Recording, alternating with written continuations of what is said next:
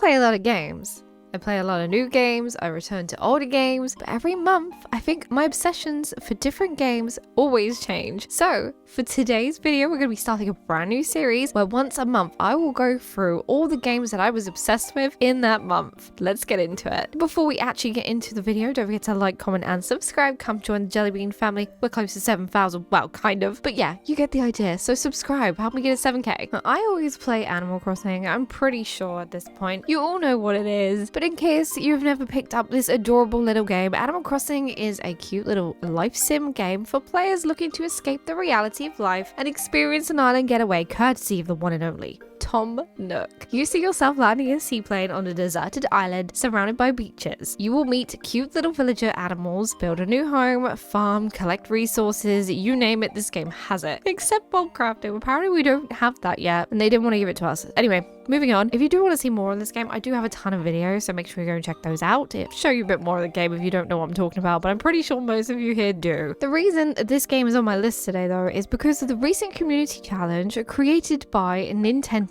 called Rags to Riches. The community is once again going crazy over a made-up challenge, and so am I. I'll give you a brief explanation, but Rags to Riches is basically a set of rules that you must follow along to reach certain goals that have been set for the community. They're just made-up goals, they're not like any in-game goals or anything like that. It's just to kind of bring everyone back, you know? Some of the goals include like having a certain amount of bells or fully upgrading your house and having popular villagers on your island. It's just a super fun activity for everyone to enjoy and join in with in the hopes of refinding the little spark that we all once had for this beautiful game. So that's why I've been picking up Animal Crossing again lately. I've also play it pretty much all the time anyway on my channel because I do build themed islands. I like to build islands. We're actually nearly finished with my island that we're building at the moment, which is my spring cottagecore island daisy chain. So yeah, I'm playing it quite a lot recently. Now you can actually pick up Animal Crossing on Nintendo Switch right now. It's been out for a few years, but there's some DLC for it as well. And yeah, it's a great little game. If you haven't played it and you love cozy little games,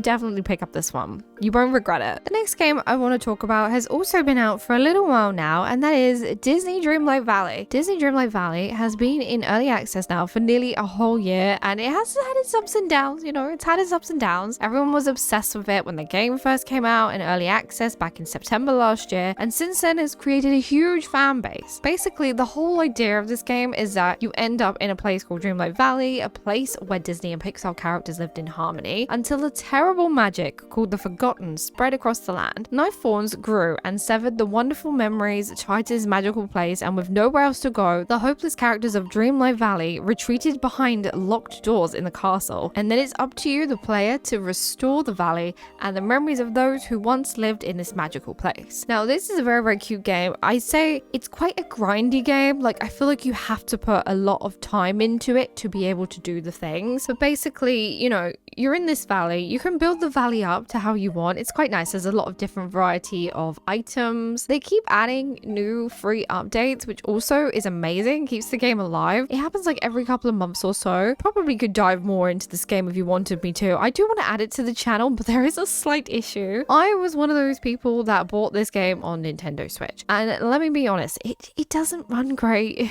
It doesn't run great on Switch at all. They have improved it. They've improved it a lot. You know, if that's your only console or only platform you're able to play it on, then yeah, definitely get it. So this game is meant to be free. I don't know when. They haven't mentioned it again. So we don't really know when it's going to go free and if it's actually still going to go free. I'm guessing it will, but they haven't said, like I said, so who knows? This game has its ups and downs. Like I said, yeah, everyone loved it when it came out, and we got the free updates, and they do this monthly thing where you get Star Path, and you basically do a bunch of stuff like mine a certain amount of rocks in a certain area, catch a certain amount of certain fish, or give the gifts to Wally a certain amount of times, or whoever they've chosen. And it's great, you know, it's a little bit grindy. It's a little bit hard sometimes, especially if you don't have the time to do some of the missions, but it is great, and it does last for a long time, so it does give you plenty of time to do it. And sometimes, and I say sometimes, you get some great rewards out of it, so that's pretty good. I've recently picked this game back up because I did stop playing for a little while because I just couldn't be bothered. I'm not gonna lie. I couldn't be bothered to grind through the constant smashing of the rocks and things like that, and having to do the fishing and doing the star path. I just couldn't be bothered. I couldn't. I used to unlock the characters and that was kind of it. But anyway, recently I did pick it back up because they added a new character recently, Vanellope from Wreck-It Ralph. And yeah, she's cute. She's okay if you like that sort of thing, if you like that film.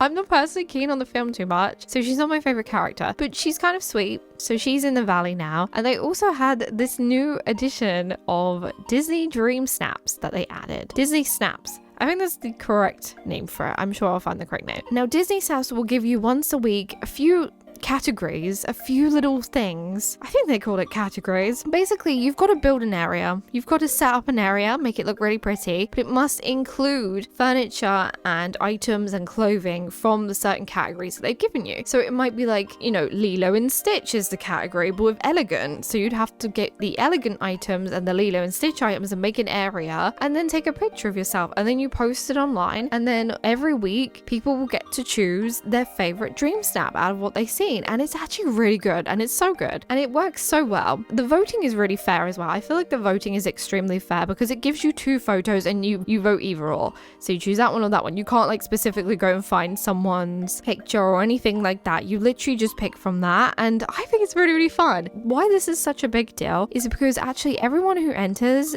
a picture in the Disney Snaps event actually makes moonstones, and they actually charge real money for moonstones in the game. So the fact that you can now earn those in other ways other than just finding them randomly around the valley in a chest is great. I think it's amazing. It's great. I think it's great. So you earn them from just entering, and also you earn them from winning. If your picture gets chosen the most, you earn a bigger amount of moonstones, and I think that's really great, and I'm really enjoying it. So that's why I re-picked up this game this month. I'm having lots of fun. Now, if you want to pick up this game, you can find it on all platforms. It is in early access at the moment. The game was said that it was going to be free, but we'll see. But for now, you can pick it up. There's 3 tiers, and if you're confused about what tier to choose, just choose the lowest one. Honestly, the next 2 tiers are mainly cosmetics, unless you want those cosmetics, specifically those furniture pieces or the little box thing, then yeah, go for it. But to be honest, it's not worth it in my eyes, to be honest. I only bought the basic first pack, and it's great. It does me right. It also comes with moonstones with the higher packs, but like I said, you don't really need it. You can earn them in game now. So yeah, anyway, that's why I picked up Disney Dreamlight Valley again this month. The next game I want to talk to you all about that I have been obsessed with this month is none other than Dinkum. So Dinkum is a very, very cute and surprising game that I didn't think would, you know, catch my eye. So what is Dinkum? What is Dinkum? Now, I have played Dinkum a little bit on the channel. I did stream it, but basically Dinkum is a little game made by one person, James Brandon, and it's so much fun. Honestly, if you haven't seen this game, you need to see it. So basically in Dinkum, you will be sent to a little fictional Australian inspired island where you will meet new people and you'll make friends and build the shops up and build the island up basically. And I'd say the best way to describe it is it's kind of similar to Animal Crossing, but it lets you do more. The building style is very much like Minecraft. The social aspect of it is a lot like Animal Crossing, so you'll meet characters and stuff like that. But then in a way actually it's not like Animal Crossing because they give you quests to do. You can help them. You build relationships with these people. So you'll build relationships with some of the visiting characters and then eventually they'll ask to move in, and it's just great fun. I have so much fun playing this game. Now, it is only available on Steam at the moment. I think it would do amazing if it came to Switch. I think it would do so lovely on Switch. I am obsessed. I will literally play this game all day. I will sit there all day. If I have all day to play it, I will sit there all day. I've literally nearly put in 100 hours now, and it's just so much fun. Now, there is a little bit of combat in this game. There is a bit of fighting the wildlife. Some of the crocodiles will come after you, but it's nothing too crazy. You basically just, you just hit your axe around or your spear or whatever you've got, whatever weapon you have, and, hit it a few times and they're gone. So it's great. There is a few things that chase you, but it's nothing too scary, I'd say. Definitely, if you're interested, I'd say check out the streams and you can see the video playing anyway now, but I am obsessed. So Dinkum has recently celebrated its 1-year anniversary, so there were some new additions of stuff. Also, a few months ago, we had the Bloom in Spring update, which introduced a load of new flowers, a load of new items. If you enjoy building and you enjoy just having the freedom to do and build what you like, this is the game for you. It's such a little gem, and I think it's only £14 anyway. I think it's like £15. I've recently started a new series on my channel. I literally started one episode the other day, so if you're interested, please do go check out that episode. I am going to upload more. I just needed to find the time to plan out what I'm going to build, what I plan to build, because I have a big idea for a big island. You can literally build whatever you want. It's so great. But anyway, that is Dinkum. And like I said, you can find that game on Steam. So please do check out Dinkum. I'm obsessed and you should be obsessed too. The next game I've been obsessed with is more of a recent one I've tried. This game actually came out this month. It came out on July 12th. I was kindly sent a key to try out this game. So thank you to Neon Bedlam for sending me the key. I really appreciate it. Now, this is a game made by Night School Studios and published by Netflix, and it is called Oxenfree 2 Lost Signals. I played this on PS5, and you can actually also pick this game up on Android, iOS, Switch, PlayStation, and PC. The thing with Oxenfree is, I don't know, I guess you could say it's a little bit more of a cozy, spooky game. You know, some of us cozy gamers, we like a little bit spookiness, we like some spooky, and that's basically what Oxenfree is. Now, I was told that, you know, you didn't really have to play Oxenfree 1 to enjoy Oxenfree 2 Lost Signals, which is a good thing because I don't really remember much about the first one, but I remember really enjoying it. So that's why I was like, yes, please, I'd love to play this game. Set 5 years after the previous game, you play as Riley, arriving in her hometown of Camino Coast to help the study of radio anomalies by erecting radio transmitters along the coast. After Riley and her assigned co-worker Jacob set up the first transmitter, a dimensional portal opens above nearby Edwards Island. Now, not to spoil the story too much after that, but you then have to, you get a bit of story, you get a bit of story going, and then you have to then go around the rest of the island and put up more transmitters to help solve what's going on, to figure out what's going on. I won't spoil too much because this is quite a story-driven game, and I've got about 30% of the way through, I think, at the moment, and I am absolutely hooked. I'm loving it. I can't stop playing. I'm like, as soon as I get a spare moment, I'm on the PlayStation. The art style is so beautiful. I love it. I love all the art style. It looks so amazing. The music is really interestingly good. Like, it's so relaxing in some places, but then others it's so creepy and it really adds to the effect, and you really get engrossed in the game. It's like watching a good Netflix show.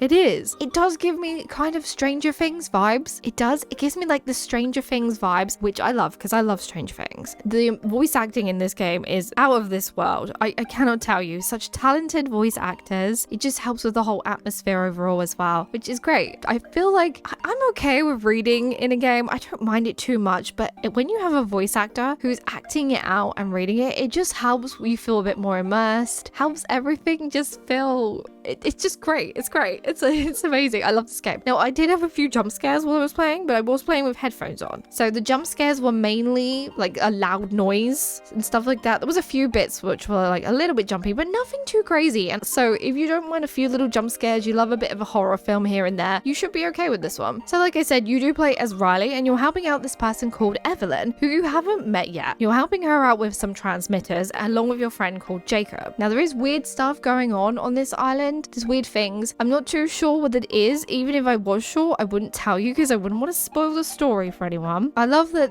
it's not just to kind of go here, click this, go here, click that. Every time you go somewhere to do something, there's kind of like a little puzzle you have to kind of solve, whether it be how to get into this house or, sort out the signal transmitters and things like that. And I actually really like that. I'm not a big fan of puzzles myself. I don't like anything that's too mind-bogglingly difficult. I wouldn't say I'm not smart enough to figure it out, but I just say I enjoy a game more so when I can just do it, like quick little think, oh yes, know what I'm doing, that's clever, I like that, figure it out. I like to feel like that, and this game gives me that, so that's great. Now, the puzzles are actually really quite unique as well, because it's kind of like not just finding the right frequencies with the transmitters, you also have to match up shapes on the radios and then find where the signal is like that, and it's just so unique. It's just so clever. I love it. I think it's definitely worth picking up up this game. To be honest, you can pick up Oxenfree 1 pretty cheap now, so I suggest picking that up first and then picking this one up because I'm having a blast.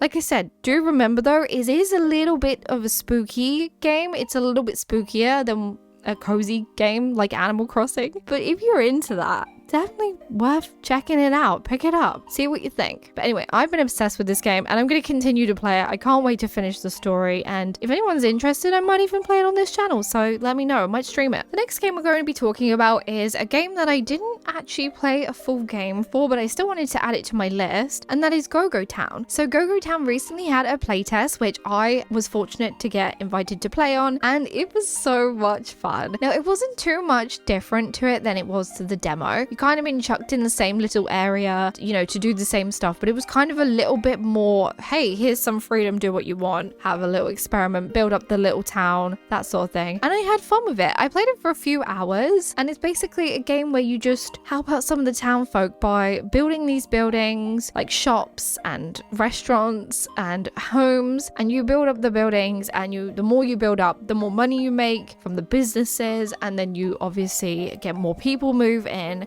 It was just great fun. I had a lot of fun doing it. Now, like I said, this was a playtest, so the game isn't fully out yet. I believe the game is coming out this year. I hope so. I can't wait to play it. I can't wait to get my hands on it. Very, very simple idea to it. I don't really have too much else to say other than I really love the art style. The little characters are very, very cute looking. The colors are very bright and fun, and I feel like this game has a lot of potential. I'd like to see the story behind it, because I know the whole story is that you move to this town. You're the mayor, I believe, and then you just kind of build the town up from that, and I can't wait to see how much that evolves into the final game and what we get building wise. But there was a lot to build with on this playtest. There was a lot to play with, so it's exciting to see what they're going to release in the full version. Anyway, Go-Go Town will be available on all platforms when it does come out, and we'll probably talk about it a little bit more later on when it does arrive, because I'll probably play it on this channel if I'm being honest. Next game I want to talk to you about came out at the end of June. I didn't really play it too much at the end of June, I'm not going to lie, and that is Story of Seasons: A Wonderful Life. Now, Story of Seasons: A Wonderful Life is a remake of a classic GameCube game that was out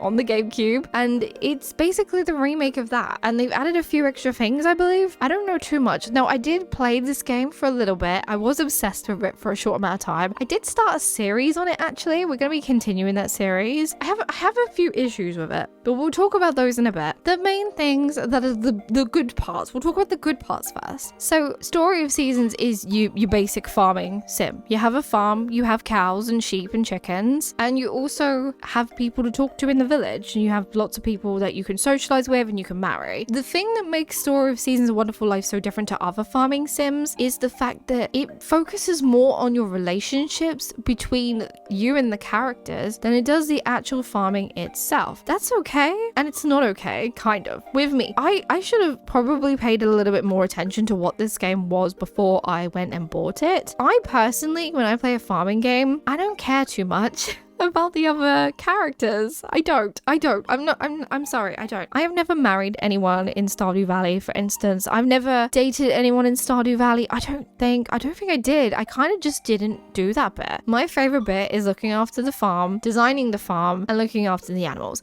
Now, in Story of Seasons, you don't really do the designing part so much. You just kind of upgrade some areas, and I guess that's my own fault for not really reading into it. But I have got back into it, okay? I have been getting back into it. It's very hard at first. The first year, everyone says, is the most difficult, because that's the year you have to focus mainly on getting to know all the villagers, getting to know everyone around you, and you have to really focus on that, because you have to marry someone by the end of the year. You have to find someone to marry by the end of the year, because that's basically the whole idea of the game, is that you find someone to marry, you have a family, and you teach your kid to grow up to be a farmer, hopefully. And that's the idea, and I haven't got to that part yet. I haven't got to the part where I have found someone yet. I need to play it a little bit more. I think I'll enjoy it probably after this bit, but at the moment it just feels a little bit slow. It just feels a little bit slow. I put it in the obsession video because I am obsessed in the fact that I want to play more, I want to see more. I just feel at the moment, at this current moment in time, I'm picking up other games instead, which is a shame.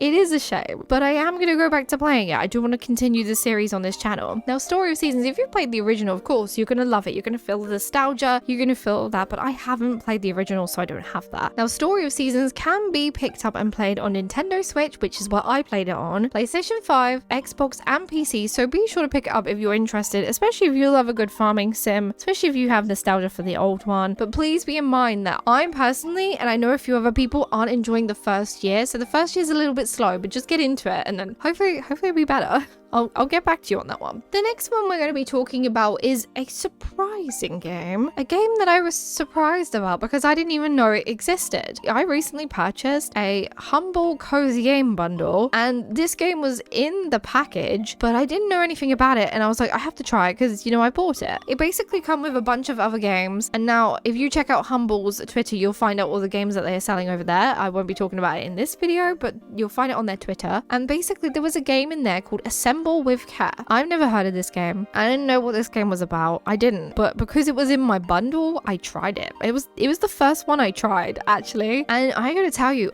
I was so surprised that I was gonna love this game so much. I was so surprised. In Assemble with Care, you play as Maria, a globe-trotting antique restorer arriving in the sun-soaked town of Bellariva. When you arrive in the town of Bellariva, you are there to help fix things. Basically, you are there to help the residents fix things. Now, this is more of a very story-driven puzzle game. It's not very long. I completed it in a few hours. I'm not gonna lie, it's very short, but oh my gosh, it was so cute. It was such a cute game. This is like the second time I've been surprised by a story-driven game because I tend to think they're not my thing, but apparently they are. Apparently they are. So like I said, you play as Maria, you meet some adorable characters, you meet a restaurant owner, you meet the mayor, you meet the mayor's daughter, you meet the restaurant owner's sister, and you basically help them fix things up. You help them fix little electronics. There's like a Game Boy looking item, and then there's also like a music box and stuff like that, and it's so cute and so clever, and the puzzles aren't too difficult. I like that they improve with difficulty as the game goes on, and it's just very unique indeed. I enjoyed every part of this. I did. Like I said, it was a surprising little gem that I have discovered. You have a backstory yourself, but so do all the characters have their own little backstories, and by you fixing the items for them, it kind of improves their mood, and you know, you get to unravel more of the story as you build things for them. The music on this game was crazy good. Like, it was amazing. It was so good. Included with the bundle, actually, you actually get the soundtrack, which I can tell you I listen to. I love it. I love the music so much. I adore it. The music is amazing. So every time you complete a repair, you get like the story in between, and it's all voice acted. So it'd be like little slideshows. It's very clever. It's like little slideshows, and then it's all read out and voice acted by the characters, and you just get sucked in by the story. You just get sucked in. It was beautiful. Such a beautiful game. Like I said, hidden little gem. Definitely, like I said, don't overlook this game. Definitely go check it out, especially if you're interested in a small, short little narrative puzzle game. It was amazing. Absolutely brilliant. Now, you can pick up Assemble with Care on iOS or Steam. I played mine on Steam. Like I said, I had the Humble bundle. Definitely check it out. Hidden little gem. Highly recommend it. The next game I want to talk about is a game that was also in the Humble bundle, which is one of the reasons why I picked up the bundle, and that is Lemon Cake. So Lemon Cake sees you restore an abandoned bakery and prepare pastries from farm to table, grow fresh ingredients in the greenhouse, cook pastries and sweets in the kitchen, and serve your baked goods to hungry customers in your own shop. This is basically an adorable, cute little restaurant management game. It's very cute, very adorable. Like I said, I've done a few hours on it now, and I'm having so much fun. The upgrades are cute. I know there's a cat cafe upgrade, which I'm very excited to get to. Can't wait for that. But you also, you know, your little friends that you're helping are ghosts. There's a little pastry ghost. It can't get much cuter than that. I've always wanted to try this. This is, like I said, why I picked up the bundle in the first place. I love how colorful it is. I just love the art style, and I like the fact that it's kind of a stress-free restaurant management game. There's not really any punishment for doing anything wrong that I've noticed so far in the hours that I've played it. I like that you're also constantly having something to do. So if you're not waiting for the baked goods breads in the oven, you can go water your plants. You need to water this and water that, or clean the table, or change over the shop window food. And it's just nice to have something to constantly do. And I like the fact that, you know, the freedom to just change out what you're doing, so you can choose which products you're cooking for all that day. You can change that every day. The upgrades are pretty simple to understand, and it's just a nice game to relax with in the evening. You don't have to think too hard, basically. It's not too difficult on the brain, you know, in the evening, so it's the perfect unwinding game. I felt you're not gonna get too stressed. I didn't get too stressed, but anyway, I picked this up and I've been having so much fun with it, and I will continue to have fun with it. And I like playing in the evenings on my Steam Deck. I just sit there and play it. But there was Lemon Cake. So Lemon Cake is actually available on Nintendo Switch as well. So if you don't have Steam or you don't have Steam Deck, you can actually pick Lemon Cake up on Switch as well. So you can enjoy the fun little coziness of this adorable bakery too. The last game I want to talk about today is a mobile game. It's a mobile game. I don't normally talk about mobile games on this channel, but I feel like I have to bring this one up. I do. It's so good. It is called Campfire Cat Cafe, and it is a free mobile game. You can pick it up on Android and Apples. Basically, you'll be serving customers delicious food, getting tips, and take a look at the vibrant animal world of Campfire Cat Cafe, a game where you build, manage, and design a relaxing cat cafe and snack bar in the middle of the forest. I can't stop playing it. I can't stop playing this game. It's so cute. It reminds me of the other mobile game, Animal Restaurant. It's very similar to that. Completely different art style though, and just a different feel to it in general. It's great fun. I love the little baking. There's a little area where you can bake and you got to make the bread, and it's just so cute. You make different shaped breads, and it's so fun because different shaped breads give you different amount of points to what you're upgrading. Now the game isn't too difficult. It is though one of those games where you can't just constantly play it all the time, but I do feel myself playing it for at least 20 minutes in the morning, at least 20 minutes in the evening, and that seems to be good. That seems to do enough. You save up money basically to upgrade your little restaurant, and you unlock more and more areas as you progress through the game. There's also like some story to it as well. There's a little story going on there as well, which involves like upgrading certain things or getting to a certain amount of stars for your restaurant type thing. And it's so cute. It's just adorable. If you like little mobile games that you can just play in the morning, play in the evening quickly, before bed, after bed, this is the one for you. I don't normally play mobile games, but this one I keep going back to. So if you're interested, please do go and check out Campfire Cat Cafe and give it a go. Like I said, it's free. It's free. If you don't like it, delete it. If you love it, amazing. Free game. Anyway, that's all we have time for today. That is some of the games that I've been obsessed with this month. I hope you enjoyed this new series. I hope you found some more games that you might like to pick up as well. Now, if you have actually played any of these games yourself, I would love to know in the comments down below your thoughts. Which ones are your favorites? Which one are you not keen on? Let me know. I want to know all your opinions on the games we've talked about today. Anyway, thank you so much, everyone. I hope you have the loveliest of days. Don't forget to like, comment, and subscribe. Come join Jellybean Family, and I'll see you in my next video. Goodbye.